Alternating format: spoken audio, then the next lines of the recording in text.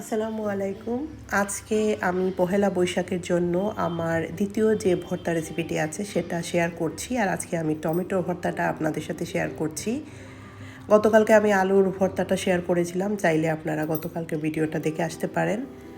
তো এখানে আমি সরিষার তেলটা একটু গরম করে নিয়ে তারপর চাকচাক করে কেটে রাখা টমেটো এখানে ফ্রাই করে নিচ্ছিলাম।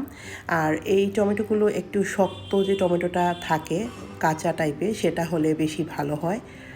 তো টমেটো তো খুব তাড়াতাড়ি সেদ্ধ হয়ে যায়, ও সেই জন্য বেশি সময় লাগবে না। তো আমি চামচ দিয়ে এগুলোকে একটু উল্টে পাল্টে দিচ্ছিলাম।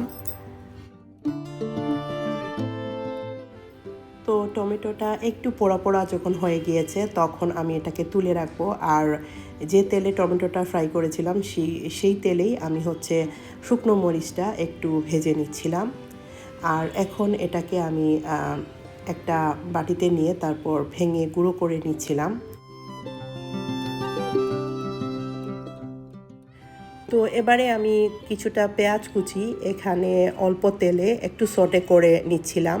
আমি কিন্তু এই একটু সটে করে রাখা পেঁয়াজ কুচিটাও দেব, আবার কাঁচা পেঁয়াজটাও দেব, তাহলে খেতে অন্যরকম একটা টেস্ট আসবে।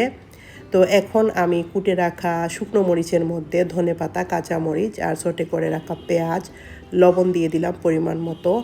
আর এগুলোকে এবার ভালো করে কুটে নিচ্ছিলাম। এটা কিন্তু হাত দিয়ে মেখেও আপনারা করতে পারেন।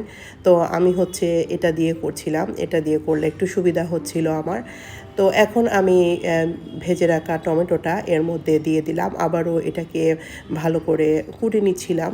তো এখন আমি এখানে কাঁচা যে পেঁয়াজ কুচিটা ছিল সেটা অ্যাড করছি, যাতে টেস্টটা অন্যরকম আসে।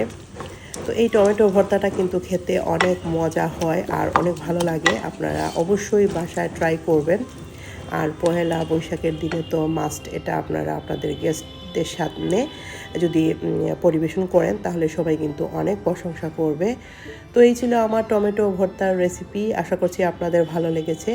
সবাই ভালো থাকবেন, আমাদের জন্য দোয়া করবেন। আল্লাহ হাফেজ।